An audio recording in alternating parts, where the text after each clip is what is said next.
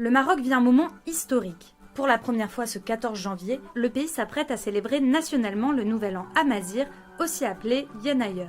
Au-delà d'offrir un nouveau jour férié aux Marocains, cette célébration marque surtout un nouveau pas dans la reconnaissance de l'identité amazigh au Maroc. On vous explique. Les Berbères, ou plutôt Amazirs, forment un peuple autochtone installé en Afrique du Nord depuis des millénaires. C'est-à-dire qu'ils étaient là bien avant la conquête arabo-musulmane du 7e siècle. Leur calendrier a d'ailleurs 950 années d'avance sur le nôtre, une date qui coïncide avec l'intronisation du roi berbère Chéchon Ier comme pharaon d'Égypte.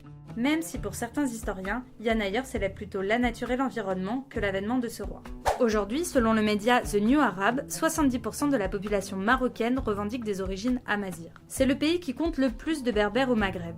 Pourtant, au moment de l'indépendance du Maroc en 1956, les Amazirs ont été effacés du récit historique au profit de la culture arabe, alors considérée comme seule garante de l'unité de la nation. Dans les années 1990, les Amazirs militent pour une reconnaissance de l'identité berbère, et ça marche. Enfin, lentement, mais sûrement.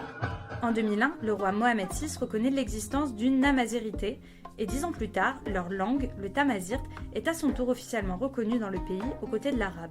Mais sur le terrain, les militants berbères constatent que le tamazirt reste encore peu enseigné dans les écoles, comme le rapporte Al Jazeera. Plusieurs lois se succèdent alors dans les années 2010 pour renforcer le tamazirt dans les administrations du pays. En 2023, le premier ministre marocain, Aziz Arnouch, qui est lui-même berbère, a augmenté de 50% le budget destiné à soutenir la langue amazigh.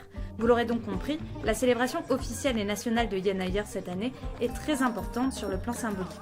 Elle s'inscrit dans la continuité de mesures mises en place par l'État marocain pour rétablir la culture berbère au sein de l'identité marocaine.